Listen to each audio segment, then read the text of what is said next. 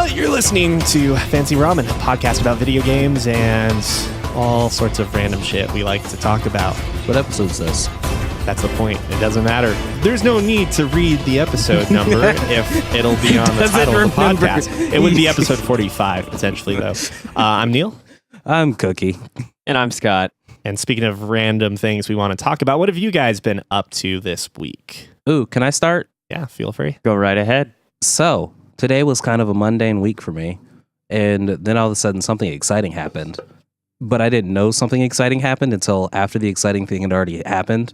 And it was like an hour later, and I got a message saying, "Oh my God, you talked to Jon Favreau. How was he? Was he cool? Was he like the best ever?" And I was like, "Who the fuck is Jon Favreau?" And then he was like, "He's happy." And I was like, "Huh?" He's like cheerful happy or happy something else, like a band? Nah, he's Happy from the Iron Man movies, / the director of the Iron Man movies. Happy Hogan. Yeah. A fictional character appearing in American comic books published by Marvel Comics. But he's played by the director? I guess.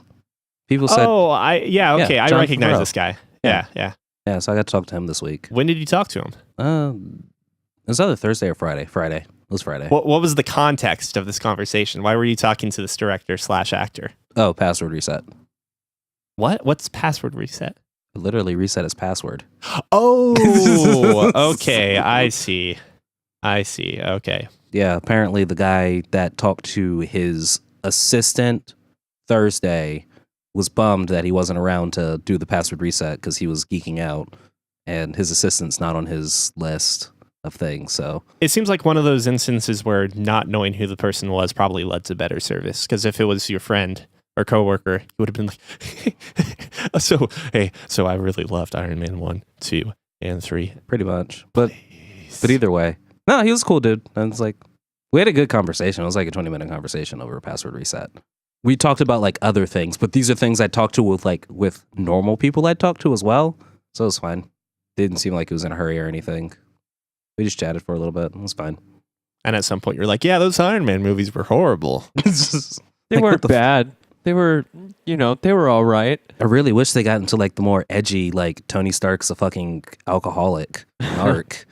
But it's whatevs. I guess we'll do what we can do. Just fall in love with Pepper Potts.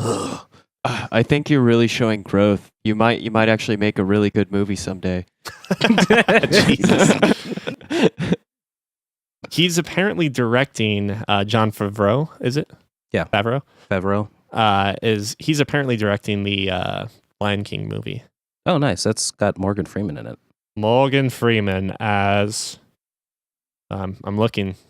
I'm not seeing. I would really hope that he'd be Scar, the most subdued villain.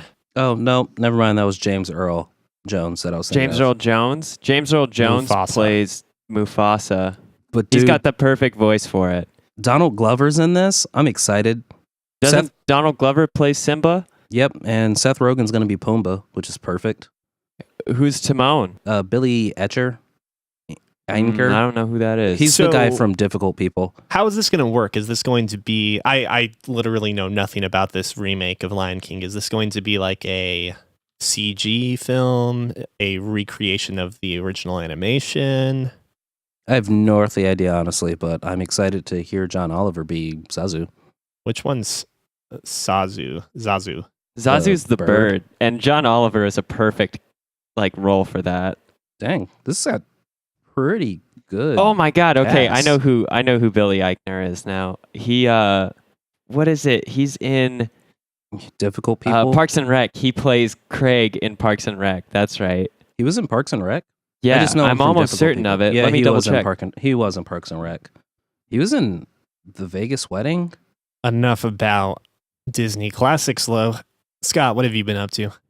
I've got a show that I've been watching that's been unexpectedly good, and I didn't know actually also came out in 2016. So I'm hoping that it continues. But it's called The Good Place. And have either of you heard of it?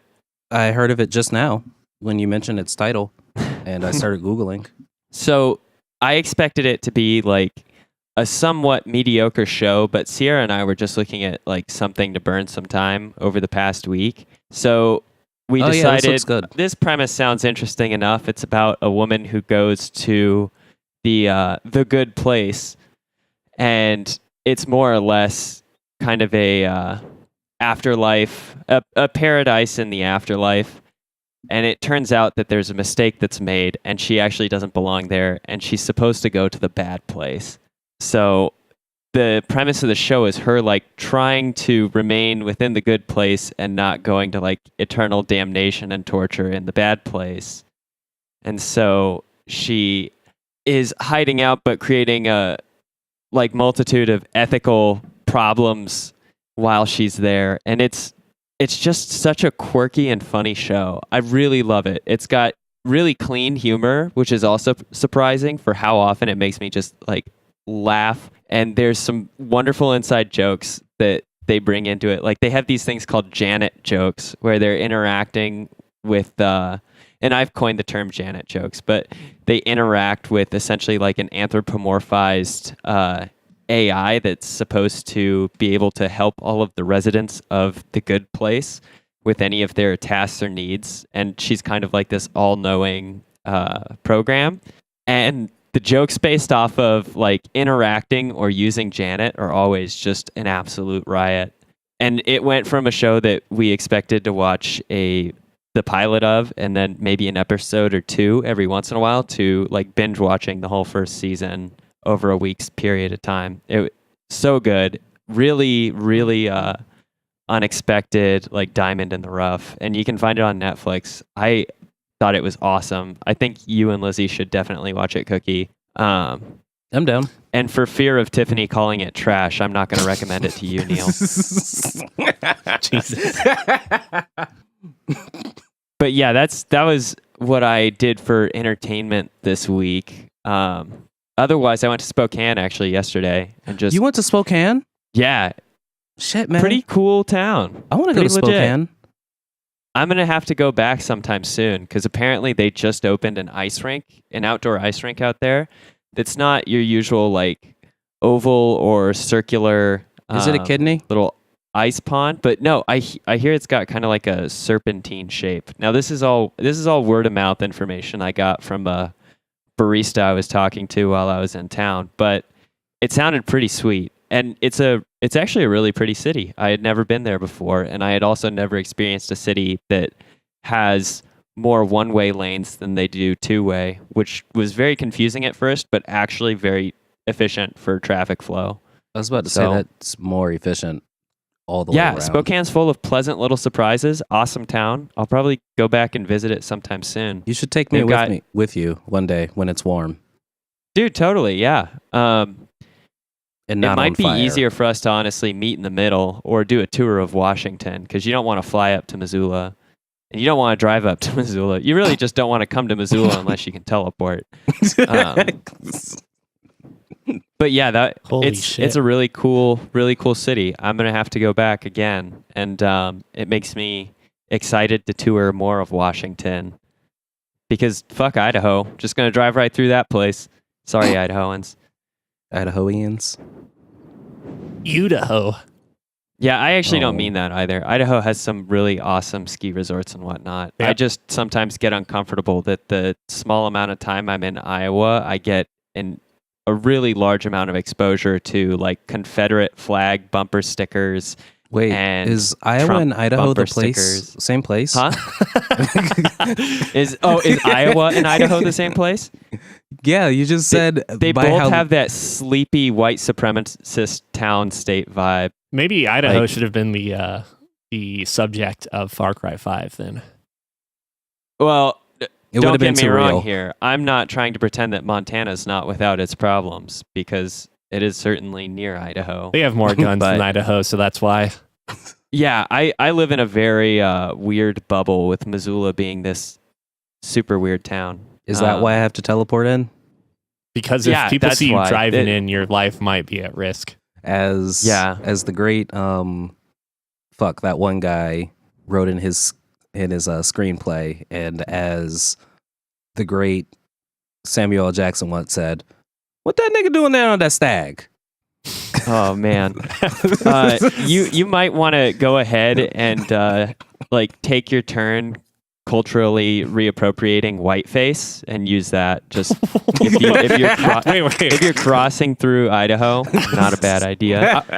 Scott, are you telling Cookie to whiteface to get through Montana safely?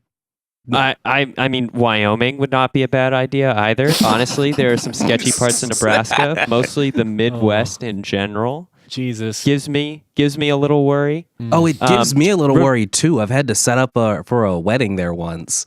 Was it It was a tiny little town. It was one of those like you're driving through Nebraska and you got to slow down for 2 minutes because you're going through a town. Those like annoying like because there's one red light in that town, so they like, oh yeah, you know that 75 mile per hour speed limit, 40. Yeah, it drops down to 25 right here. Yeah, that's actually where I had to set up for a wedding. So did when you were there, was anyone like, oh, Chris seemed like so much of a nicer name? Oh no. Ironically, like I've like when Lizzie was away, we like Skyped together, and some people were like, after they heard us talk, they're like, I thought you said he was black. And she'd be like, he is black. Well, he's so well spoken. Oh, the microaggression. As they say that, they realize to themselves how racist they're being. Microaggression. No, they would never realize how racist they're being. That's the issue with microaggressions. He isn't. His consonants at the end of words is clearer than I expected. Is basically what they're saying. Yeah, like, he's basically he's what they're literate saying. and He's can not a speak thug. well. Oh God, Like, that's yes. horrible. That's what I'm just saying, Cookie. If you come up to visit, I'm not going to be offended if you reverse Othello this shit. Like, go for it. I try and make as much of a white person impression as I can when talking to anybody. Do you remember the white person, the American specifically, impression from South Park when they're, I think, doing a dodgeball tournament in China? No. The Chinese announcers, their white person or American, it's American specifically impersonation. They open up their eyes, wide open, of course, and then they just say, I'll use my credit card. Nice. Anyway, what were we talking about? Racism Spokane in America. And how much I actually want to go to Spokane? what's so special about Spokane? Like, it's a city of 215,973 according to 2016 census. Also home of the Prairie Home Companion. And home of a Spokane area couple that traveled to Alaska for fish bears as retirement celebration. Oh shit, is a Prairie Home Companion in Spokane? Yeah. I have no fucking clue. Is it? I also know that their 3-star hotels average around $102 a night, and that it's a 4-hour and 50-minute long flight starting at $710. Thanks, Google. Okay, so I mean I can't answer. At least one of the co-hosts, at least the host, the ex-host, talked about Spokane a lot, so I really like a Prairie Home Companion. Wait, ex-host? Who? Yeah, he's not the host Garrison anymore. Keeler. Yeah, He's recently been booted thanks to the further development of what one of my favorite podcasts calls Mengazi. And so he's had some sexual harassment allegations leveled at him recently, and he got booted from Prairie Home Companion. Ah, His voice will be and missed. it's Minnesota. Garrison Keeler, his home station is Minnesota Public Radio. Anoka, Minnesota. At least that's where he was born. Right. But I mean, Spokane is a very pretty kind of rural city, which is really cool. I went out there to visit a cidery that's out there to brush up on some of my cider tasting skills, regional knowledge and whatnot. Yeah, I grabbed 2 of their most popular ciders. You didn't get that sleeper cider though. Should have got that sleeper. What'd you cider. say? Yeah, the less popular one that isn't, doesn't sell as well, but actually is much better. That's always the one. It's got more under the hood. You just got the Call of Duty and Battlefield ciders, and you missed out on the Titanfall 2.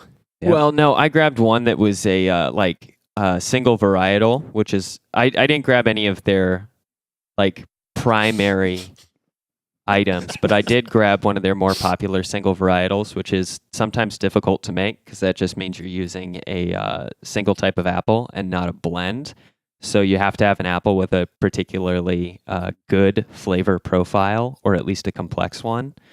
And then the other one I grabbed was a very rare type of apple that I believe it was a Manchurian crab apple. And so that was Those are super edible? cool. and Manchurian different. candidate apple. Do you want to kill the president now? No. Or do you need the secret word first? Definitely needs a secret word. This cider I has didn't hear gone it yet. bad. Yeah. This cider is Honey Crisp. The code word is Honeycrisp. What you been up to, Neil? Or were you done, Scott? I mean, I just toured around some of the cool stuff going on in the city, but that's about it. Let's see what Neil's up to. I kind of had to think for a second. Back to you, Neil. Thanks, Jim. And now for the news. No, actually, we can't do the news because we already did it. This week, I had a handful of like holiday party things for the company, so I got through all those feeling only marginally less socially awkward than normal. Man, I call that a win? yeah, I guess so. Like it helps that I had Tiff with me this time, so I was not the most awkward person in the room. Call that a win, too. Yeah, definitely. It's easier when someone's my foil, I guess you could say. Do you just use Tiff as your foil? Yep. As And- your... God, what's the word that I'm looking for? Buffer? Maybe? But I don't There's think a buffer movie is the about right it. term for it. There's a movie about it. You mean like the interview in or with No, not the fake interview. Kim Jong-un where everyone's honeypotting each other? Yeah. You were honeypotting me. I was honeypotting you. That was a good movie. Oh, yeah. Like Some- surprisingly good. It didn't live up to the hype of like Well, there because there was too much hype. yeah, and it got fucking banned from airing in theaters, so you thought it was going to be way worse than it actually was. Worse from the context of like joke wise, right? And it turned out to be a lot more tame and just pleasant overall. Yeah. Nice movie. But yeah, holiday parties are all over, so now I'm getting ready for the extended time off coming up. Is that the song from it? Yeah, Fireworks by Katy Perry. Oh, okay. Oh, anyway, but yeah, yeah. That's good that you're done with all your holiday parties and you get extended vacation. Yeah, so that's maybe like the coolest thing about this company I work at, that they usually give us about 12 days off around the holidays. But so like I think starting this Friday, I'll have like the next 2 or 3 weeks off. So that'll be nice, and maybe we'll see some new things on the channel because of that time off. Maybe not. Maybe that plant will go away finally. Maybe not. No, I think that plant is the embodiment of our spirit. That is our spirit animal. And like some animes are kind of wrapping up, so I'm excited that some of those are done and over with. Did you end up watching the last episode of MMO Junkie Recovery? Whatever the hell the actual title is. Recovery of an MMO junkie. Oh my God, you sound exactly like my wife. MMO Junkies. I wouldn't really call that a recovery of an MMO junkie, but yeah, we watched it because you were running late. Thank goodness. Yeah, and I'm glad you guys watched it, because I did want to speak about that for just a little bit. The ending's kind of inconclusive, right? We also don't really get to find out much about one of the characters in the outro, the blonde girl. Yeah, you're right. Who plays the character Lilac. She literally had a scene like IRL where she's like stepping away from computer at college. Or in her dorm or something, right? And that was it. Yeah, it seems to imply that she's Coming Like- back for season 2. or that she has feelings for Kanbei-san, the convenience store worker. Most F. So it ends on episode 10, which is already kind of a weird number to end on, because it's usually like 11 or 12 or 13. But who knows? We'll find out next week. But yeah, there's an OVA, I guess, right? Is there? I'm not sure. I don't look up things. I think Tiff or someone told me that they were going to have an OVA air, or there was an OVA planned for the Blu-ray release, which should be not too far into the future, like I think a week or two. So I'm curious to see what that's like. But I found out, though, because I was kind of unsatisfied by the ending and the fact that like certain things had not been neatly wrapped up, that apparently the manga, which is the source material, the mangaka or artist/writer has actually been had this on hiatus for like a couple years because of health reasons. Like, it hasn't been canceled. I was actually about to make a coma joke, and then you said health Christ. reasons. It would fit the genre of MMO animes, right? But yeah, so that's kind of a bummer. And hopefully the OVA is something special, or gives us a little bit more closure on that. Because you're right, like, she doesn't necessarily make her recovery, although it seems implied that she's not happy with her current state. She basically wants to get good for Sakurai-san or Sakura-chan. Or Lily-san. Yeah, Lily-san. Or Hearth-kun. Haruth. How do you pronounce your name? Oh, she didn't know how to pronounce it. That's why she was being like, I don't know his name. I'm glad that they just fucking talked about the issues, even if it took 10 episodes or 9 episodes to get to. But that was kind of a nice little ending. Mm-hmm.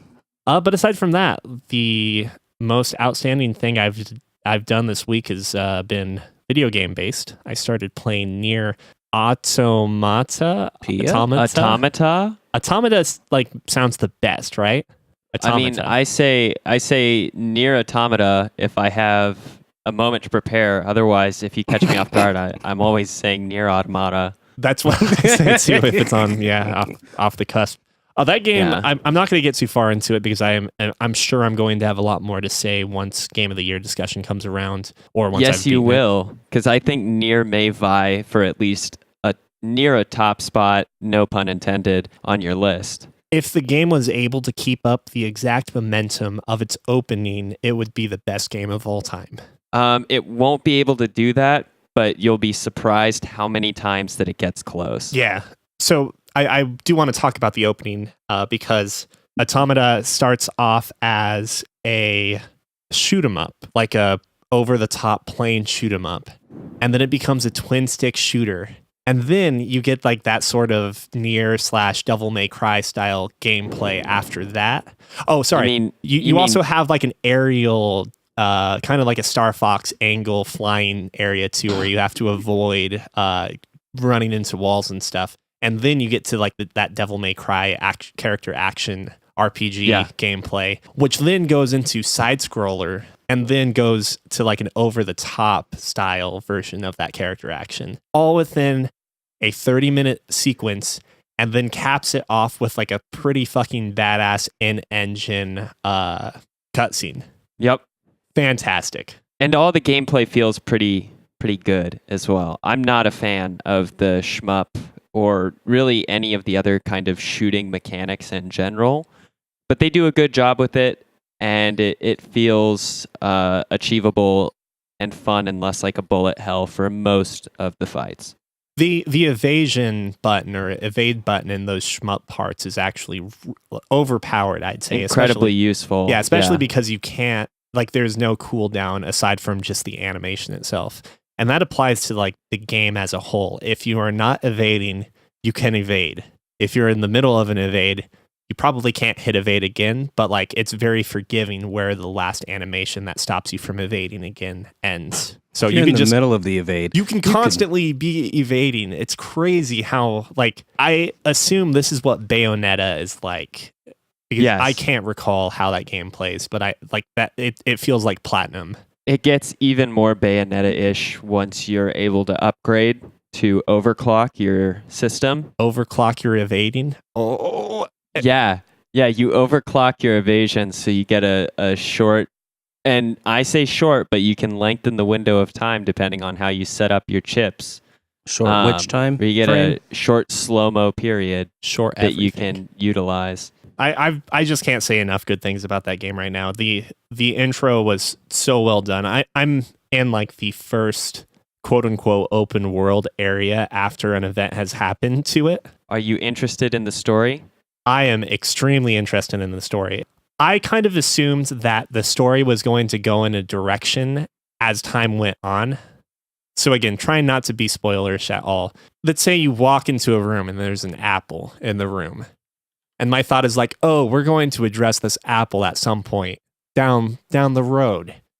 But to my surprise, immediately, like within the first hour of gameplay, you're already talking about the apple. In fact, the apple's kind of been smashed open. And now it's like, well, what do we have to talk about aside from this apple? right, that alliteration was terrible, but like I'm so confused about this game now. the obvious theme of the game is addressed immediately. Oh no, there's more than one. Well, right. So, Like- but like the obvious theme of humanity and individuality within robots is addressed or androids is good, addressed thank you. I was immediately. like, what the fuck are they going to be talking about? And to so, be or not to be. right, and so That's your question. to bring it up so so quickly, I'm now suddenly questioning like, well, what direction is this going to go? Because obviously, Right. What content is left? yeah, we can't just ride on this for the next 20 hours. So there's got to be something deeper, and I'm just really excited to see what it's like. Like within the first hour of gameplay, you already know the enemies you're facing are not what they seem. And also, like, if you're familiar with the original storyline, this game doesn't make sense, and it's obvious that like why it shouldn't make sense. So I'm really curious as to how they explain what's happening in this game. Also, it's very important for you to know if you get to. I think I put about 40 hours into Nier, and I got most of what was available without doing some real digging out of it. Mhm. But it's very important for you to know that this Nier game has 26 total endings, with like I think at least 5 of them being main storyline endings, and then others being ancillary endings or like joke endings. Like But uninstalling like- your OS chip. yeah, that's one ending is and every single one of them has a letter designating it. And so there's one where you're supposed to be doing something that would save a like teammate or an important character, and instead of doing so, you decide to like turn around and never go back. And there's a little bit afterward explaining that to be walked off, never to be heard from again. And then the end of it, like it fast forwards through the credits, and then it says Nier Automata. There's no I in team, and the I is in brackets because that's ending I. So you should really strive to get, I believe it's A through E endings, and then anything past that, it's you like take note of how many endings you've collected, because there's a lot of very fun ones. Okay. So or how long very, does it? very important endings and outcomes. And the main story endings are all very different from one another. So how long does it take to get through the campaign? 30 hours maybe. So I think But I'm that was 6 that hours was with in me already. doing a lot of side quest stuff initially. And side quests help, but you can totally power through them. And the sad part is it's hard to tell which side quests will be really fulfilling and which ones won't. And you won't be able to really tell that ahead of time, because sometimes what sounds like a simple fetch quest becomes something more, and other times something it seems like it could be pretty rewarding turns out to not be that way. And others end up being quests, like things that you never realized were really quests in the first place. The other thing too is that certain side quests might not have a whole lot of narrative or writing to them, but the consequences that they invoke or the outcomes offer more critical thinking, or like things to swirl around in your pot of Nier experiences. I absolutely agree. So like I just had one that involved picking up a bunch of essential chips for an advanced android. And It's a particularly cerebral game in that sense. Yeah. it seems implied that the reason you're getting these chips, or the person you're getting them to, he's doing something illegal, but your character, like, ultimately, if you agree to get them the chips, they go about their business, and there's not really a good indication of where you're supposed to go until in my case, I stumbled across this guy again. I give him the chips, and he's just like, don't tell anyone about this thing that Neil's not telling you the whole story of, okay?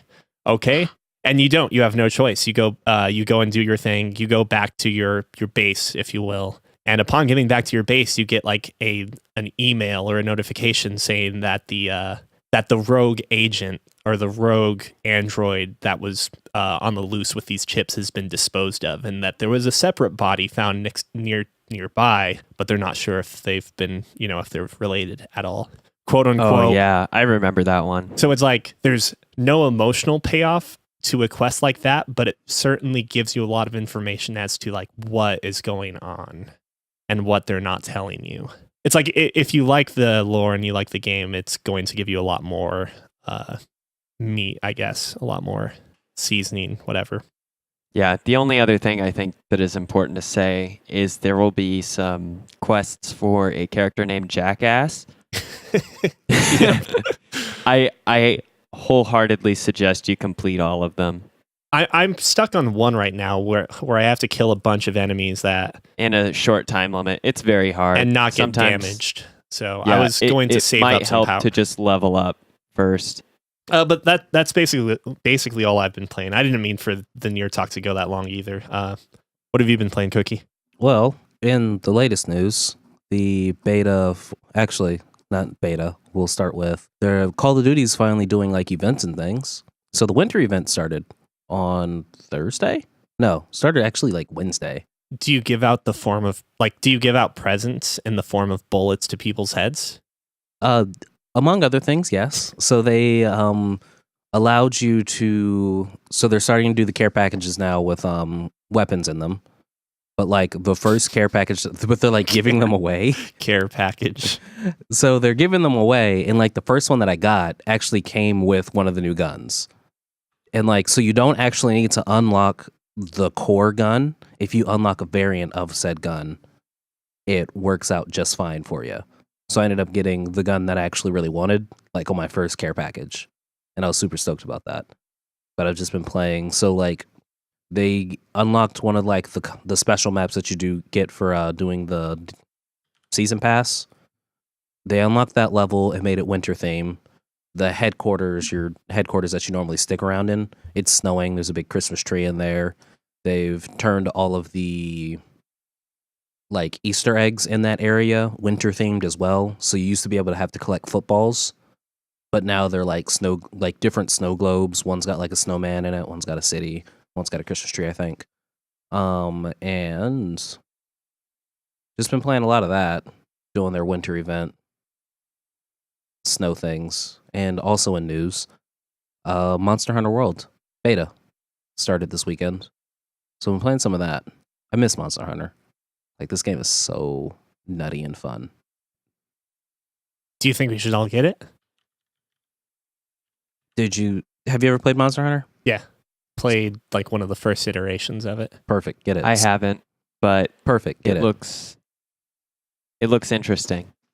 So it's a grind game, and it's literally just you're getting together with some friends. You're being told you need to hunt a monster down. You got these little fireflies that like highlight monster tracks and things in that nature, things for you to collect, and basically puts you in a world for 20 minutes and says, hey, you got 20 minutes to hunt down this monster and kill it. And the usual premise of the Monster Hunter games, for those who haven't played it, are you kill monsters to like salvage body parts, hide, bones, and things of that nature, and you actually build weapons and armor off of it. And unlike other games where it's like, oh, you just collected this piece, so now you've got this item that you made out of it, but you can't really tell that it came from that specific piece. Monster Hunter is famously known for this giant greatsword that you can unlock. One of the versions of the greatsword that you get in one of the games is like literally just this dinosaur's tail, and it looks like that dinosaur's tail because it has like spikes on it. The one on this game, it comes from a jawbone, so it's literally part of the jawbone, like the side piece of the jaw with the molars and things, but it's like sharp, jagged teeth. So you can actually like tell this is what kind of monster this came from. And the weapon schemes and variants of the weapons in this game are just ungodly. I think the beta comes with like 20 different weapons that you can use. And they give you like this training area that you can just kind of like sit around and do whatever you want. And they're like, and here are kind of the combinations that you can do. Have fun. But there's even more that each gun, and so they've got guns, bows, swords, spears. There's a gun spear. Just lots and lots of shit that you can unlock and do. So I've played 2 solo hunts by myself, and then also did a hunt with my brother.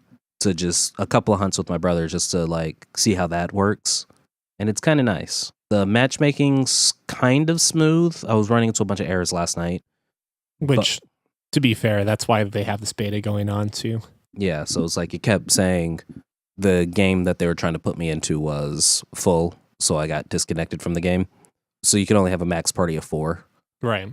And the hunts that I went on with my brother, they give you like these hunt codes that the person has to put in, and it's a string of like 7 or 8 digits, like letters and numbers, but they also use capital letters and lowercase letters.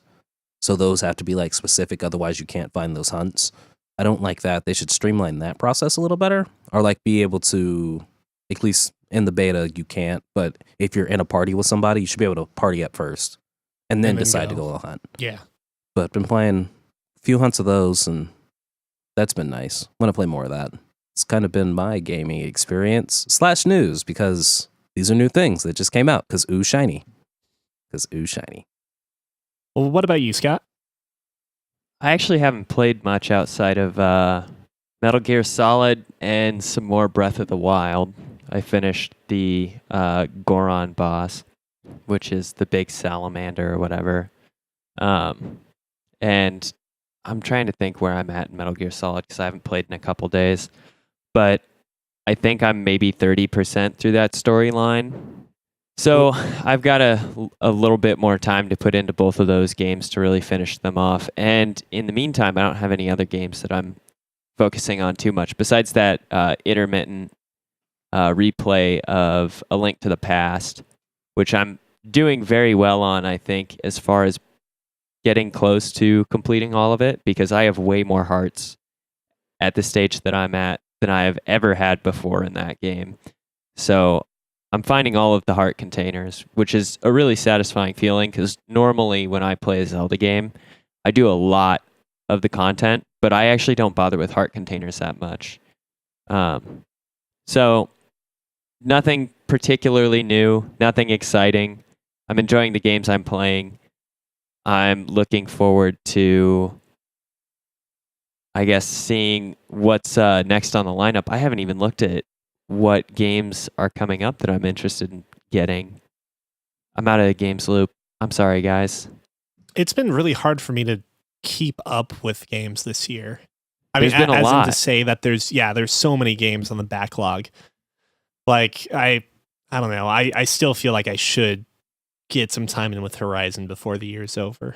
Oh man, you know what? Exactly. Like when I finish up my stuff, I guess I should go and finish Bloodborne before you berate me again. I guess I have been playing Horizon Zero Dawn as well. Are you close to finishing it? God, no. Is it that dense of a game? I thought like the complete time was only 20, 30 hours. It's not. It just has the drawback of me having to be in one specific place to play it. Oh, sure.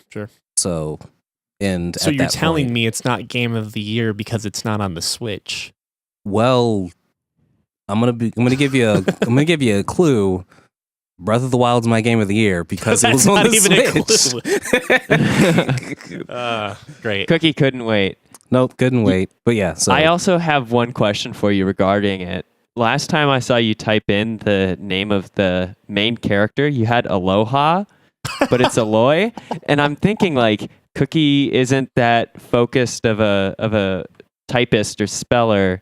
Is this an intentional joke or not? Because I really like it and I want to give him credit. Not intentional, just terrible speller. Sorry, but I will take credit. It was so funny. Aloy, that's her name? Aloy. Alloy or Aloy? Aloy. Aloy, yeah. Oh, yeah. That sounds or slightly Aloha. less like an Italian sausage or salami, so that's better. Or aioli. Aioli? Aioli's like a mayonnaise. Oh, okay. That's what I was thinking of. And isn't it? It's also a restaurant in Dundee as well, if I remember correctly. Where they only serve mayonnaise. Well, There's a Gintama character that's in love with mayonnaise. Oh, you need to give me a list of episodes me and Lizzie should watch. For Gintama? yeah, same for me. Just say this episode number. I'll Yeah, have do all the Tiffany hard do work. that because she's seen way more than I have. Okay. I'm trying to think if there's anything else we need to cover, but I think that just about does it for this episode of Fancy Ramen.